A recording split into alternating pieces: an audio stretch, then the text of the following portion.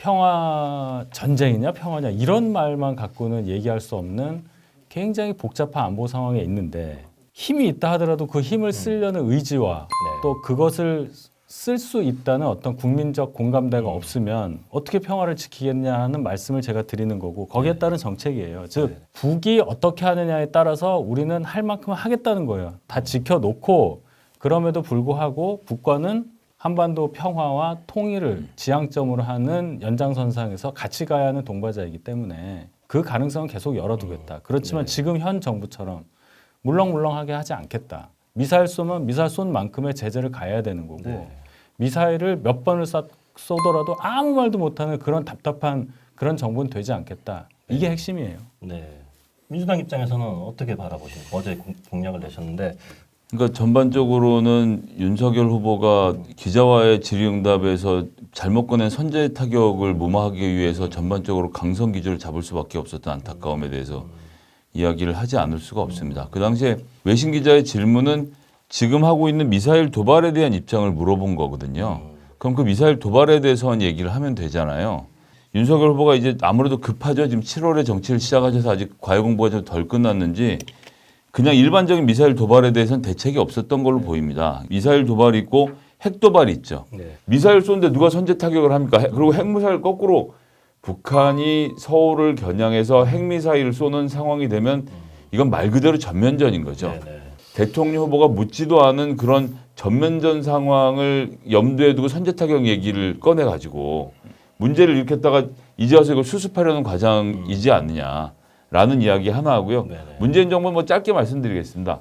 시작할 때 40조였어요. 국방 예산이. 이걸 지금 52조로 무려 12조, 31%를 올리면서 북한이 호전광이라고 욕하고 있는 것이 문재인 정부다. 예. 이렇게 하는데 문재인 정부가 전쟁 준비를 안 하고 있다라는 것은 어디서 근거가 생긴 건지 그게 너무 궁금하긴 합니다. 또 이제 남북 정상회담도 이제 뭐 쇼라는 또 표현을 했는데 요거도 조금 구체적으로 어떤 시각인지 좀 말씀해 줄 수 있을까요? 남북 정상회담의 쇼라고 얘기한 것은 지금까지 정상회담 3번 했나 문재인 대통령이 얻은 게 없잖아요. 판문점에서 뭐 도보다리를 걷고 얼마나 감성적으로 접근을 했습니까? 거기서 두 분이 무슨 얘기를 하는지 입모양으로 복화술로 우리가 막 해석도 하고 했는데 별 얘기 없었잖아요. 뭐 거기서 무슨 얘기 했는지 뭐 다른 해석도 있지만은 얻은 게 없기 때문에 거기에 대해서 쇼라는 표현이 조금 너무 통속적일 수는 있지만 결과적으로는 실체적으로 소득이 없는 회담에 대해서 우리가 너무 큰 기대를 가지면 안 된다는 그런 뜻으로 받아들이면 될 것 같고 그건 원론적 얘기고 제가 하나만 첨언을 하면 501호 얘기만 할게요. 501호. 공격을 많이 받았기 때문에 그 부분에 대해서 이렇게 답변하셨죠. 501호에 대해서 홍준표 의원이 물어보니까 작게 501호가 발동이 되면 대통령으로서 제일 먼저 무엇을 해야 되느냐면 일단 미국 대통령과 먼저 통화를 하겠습니다. 결과적으로 홍준표 대표가 잘못 얘기한 거예요. 홍준표 대표가 뭐라고 그랬냐면 그 상황에서는 이미 미국하고 협의가 끝났는데 무슨 미국 대통령이랑 전화를 하느냐 뭐 이렇게 논박을 했단 말이에요. 근데 작게 501호의 주체는 그냥 국군이에요. 그러니까 우리가 결정을 한 거예요. 그래서 거기에 대해서 사후에 미국 대통령이랑 얘기를 할 수 있는 상황이 벌어지는 거는 그렇게 이상한 상황이 아니라는 거. 그 부분을 말씀드리고 선제 타격에 해당하지 않는 질문을 했는데 왜 선제 타격 얘기를 하셨는데 하고 싶은 얘기 하신 거예요. 제가 볼 때는. 예. 왜냐하면 이 정부가 너무 물렁물렁하니까 미사일을 그렇게 많이 쏘고 해도 소위 말해서 도발이라는 단어도 쓰지 않잖아요. 정부 공식 대응 문서 그 발언에 보면은 뭐 유감이다 이 정도 나오지 너네가 되게 잘못했어 우리한테 왜 그래라고 하는 그런 표현이 없단 말이에요. 그러니까 거기에 대해서 국민적인 어떤 감정에 저희가 대응하는 차원에서 얘기를 한 거지. 국민적인 감정에 대응하는 박근혜 이명박 정부에서는 지속적인 핵실험이 일어나서 결국 북한이 저만큼의 핵 능력을 키우게 됐다는 점을 저희가 지적하지 않을 수 없고 문재인 정부에서 미사일 실험에 대해서는 트럼프 처음에 우리 핵 버튼이 있다라고 내 버튼이 더 크다 이런 경쟁까지 했던 트럼프 대통령 그다음에 대북 강경책을 펼치고 있는 바이든 대통령까지 포함해서 북한이 하고 있는 미사일 시험은 국제 규약에 어긋나지 않기 때문에 제재를 할 수 없다는 것이 지금 나와 있는 사실이지 않습니까? 지금 물론 경계선에 와 있죠. 여기서 넘어서서 ICBM으로 멀리 쏘거나 핵탄두를 장착하거나 핵실험을 하면 이제 매서운 제재에 들어가게 될 텐데 문재인 정부가 그걸 안 했냐면 그렇지 않아요. 지금까지는 국제 규약이 정해진 범위 안에서 협상하는 단계였기 때문에 과연 대화가 아니고 다른 해결책이 있겠는가라는 점 대화가 유일한 해결책이라고 생각해서 박근혜 대통령도 중국을 설득해서 북한을 압박하는 방법을 선택하려고 시진핑 주석이 열병식 부른 데까지 참여했다가 한중 관계를 가깝게 해서 중국으로 하여금 북한을 설득하게 만들려는 외교적 전략을 쓴 건데 거기에 대해서 미국이 어떤 반응을 했습니까? 너 중국 편이냐? 라고 대노해서 계획에도 없던 사드를 들여오게 되면서 한한령이 떨어졌던 그 과거의 아픈 과정을 복귀해 보면요.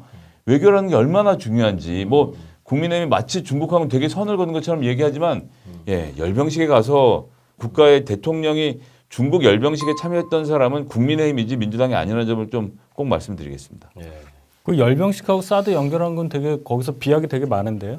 열병식에 갔기 때문에 미국이 열을 받아서 성주에다가 사드를 갔다 온 게 아니에요. 그건 아니잖아요. 그 얘기 너무 많이 간 얘기예요. 사드를 들여온 거는 박 대통령이 중국과 미국을 어찌되었건 간에 활용을 해서 북에 실제하는 북의 위협에 대해서 우리가 가장 합리적으로 대응하자는 차원으로 간 거예요. 그건 되게 잘한 거죠. 사드가요. 고고도 미사일 방어체계 아닙니까? 처음으로 실전에 배치돼서 UAE에서 그 예멘 반군 미사일을 쐈어요. 보니까 요격을 했어요. 딱 한 개 포대가 했는데 우리 이제 한 개 포대가 와 있단 말이에요. 이게 얼마나 중요한 건지 이제 우리가 이제 제대로 봤단 말이에요.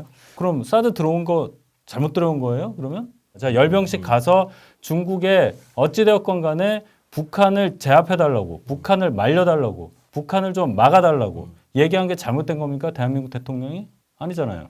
사드를 들여왔는데 사드가 이 미사일이 중요한 게 아니라 레이더가 중국까지 훑어버리니까 중국이 화가 나서 한한령을 선포한 사실로만 봐도 사드 미사일이 중국용이었다는 것, 즉 미국의 욕심이 더 반영된 무기였다라는 것은 다 이미 공개적으로 드러난 사실 아닙니까? 그런 과정을 통해서 우리나라가 중국이랑 거래하신 분들이 정말 많은 고통을 겪고 했는데 그렇게 가지 않고 다른 해결책은 없었을까? 이걸 묻는 거죠. 그런 게 뭐가 있나요? 그러니까 그때는 사드가 꼭 들어와야 되는 상황이 아니었고 사드는 지금 말씀드린 대로 북한의 미사일 체계 방어에 대응하기보다는 오히려 중국 내에 있는 군사 시설들을 탐지할 수 있는 레이더로서의 기능을 더 많이 쳤기 때문에 이것이 저는 한중 간의 갈등을 일으켰다고 생각하고 그런 부분에 대해서 중국을 설득하거나 설명하지 못했기 때문에 한국에 가지 말라는 명령까지 떨어진 거 아닙니까? 이거는 박근혜 정부의 외교 참사죠. 중국에 그게 설득이 가능한 나라면 거기까지 갔겠냐는 얘기예요. 지금 온 세계가 중국을 타겟으로 해가지고 굉장히 반중 감정을 많이 일으키게 되고 또 중국의 여러 가지 1대1로를 비롯해서 제3세계 국가들에게 접근하는 것에 대해서 미국이 긴장을 하고 거기서 우리가 어떻게 해야 되냐 이 굉장히 외교적으로 중요한 갈림길에 있는 상황에서 중국을 설득하지 못했기 때문에 박근혜 정부에서는 외교적으로 굉장히 실패했다고 얘기하는 것은 그건 경강부회예요.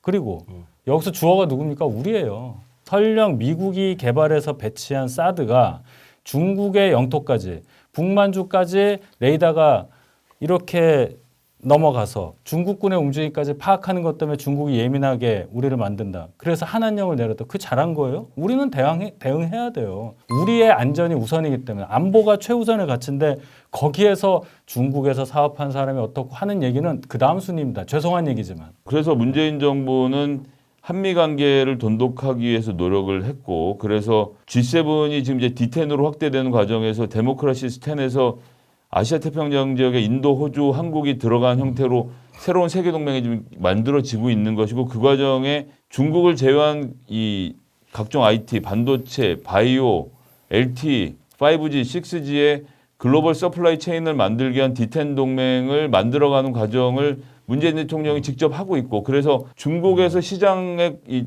서플라이 체인 자체를 다른 지역으로 바꾸는 작업을 슬슬 잘 요령껏 하고 있다고 생각해요. 이렇게 해서 자연스럽게 해야지 군사적으로 빡 대응하고 서로 쌈나고 이러는 식으로 해서 우리가 얻는 게 뭐냐는 질문을 하지 않을 수 없는 요거 거죠. 한마디만 할게요. 그럼 요령 있게 하신다고 하는데 요령이 없어요. 왜냐하면 북한에서 미사일을 쐈는데 미국에서는 한국하고 협의를 안 하고 일본하고 해요. 일본하고. 우리하고는 전화도 안 해요. 그게 뭘 의미하겠어요? 지금 뭐 어디 참여했다 뭐 회의를 갔는데 호주랑 미국이랑 있는데 우리도 꼈고 그렇게 우리가 실리를 챙기고 있어요라고 얘기를 하지만 미국이 우리 당국자, 외교안보 당국자랑 미국 쪽 당국자가 만날 때 정말 속 시원히 다 털어놓고 얘기할 수 있는 그런 상대로 우리를 인정하고 있느냐. 그건 절대 아니라고 생각합니다. 물론 우리나라가 일본에 비해서는 군사적 동맹의 수준이 낮은 것이 맞고 우리나라가 지정학적 조건 안에서 중국의 눈치도 보고 미국의 눈치도 보고 살아야 된다고 생각합니다. 저는. 예. 중국을 무시하고